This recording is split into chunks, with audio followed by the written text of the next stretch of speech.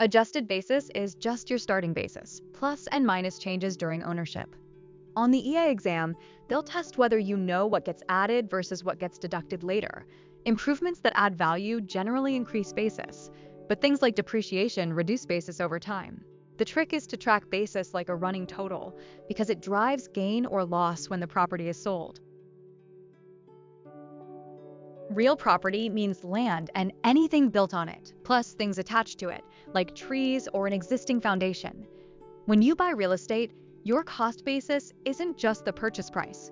Certain acquisition and settlement costs get capitalized into basis. Think legal fees for the deed, recording fees, and similar costs tied to getting title and closing the deal. If you build a structure, construction-related costs become part of the building's basis. This includes labor and materials, contractor payments, architect fees, permits, inspections, equipment rental, and even wages paid to employees doing the construction.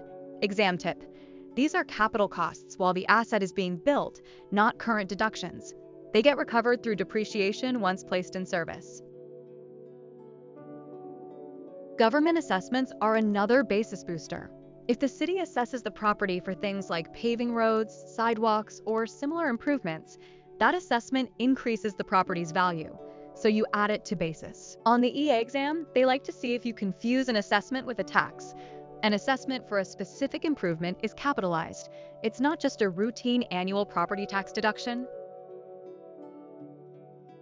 Demolition is where people miss easy points. If you demolish a building to prepare land for a new use, the demolition cost is added to the basis of the land, not the new building. Same idea for land clearing costs to get the site ready. It feels backwards, but it's a classic exam rule. Demolition and clearing attach to land because they prepare the land itself for its intended use. Quick mini example.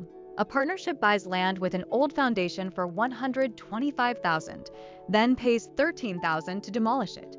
The adjusted basis of the land becomes $138,000. Notice what didn't happen.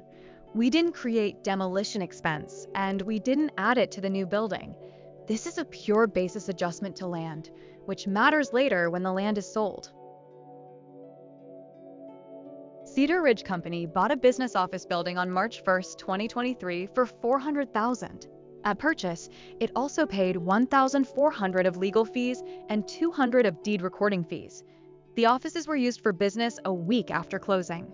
3 months later, it installed wall-to-wall carpeting for $16,000 and later bought office furniture for $20,000. What is the cost basis of the building? Think about what gets capitalized into the building versus treated separately. The correct answer is $401,600. The building's cost basis includes the purchase price plus capitalizable acquisition costs like legal fees and recording fees. $400,000 plus $4,400 plus $200. The carpeting is tempting to add, but it was installed after the building was placed in service, so it's a separate depreciable asset, not part of the building's original cost basis. The furniture is also separate property. Blue Ridge Farms bought a parcel of farmland this year. How long should the business keep records relating to the purchase of the land? The options include keeping them for 3 years, 6 years, 2 years after disposal, or until the statute of limitations expires for the year the farm disposes of the property. Think about when basis is actually needed.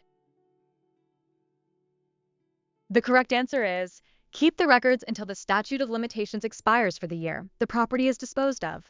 Those purchase records support basis and adjusted basis, which you need to compute gain or loss when you sell. A tempting wrong answer is 3 years from purchase, but basis often matters decades later, so you keep the records through the disposal year statute period.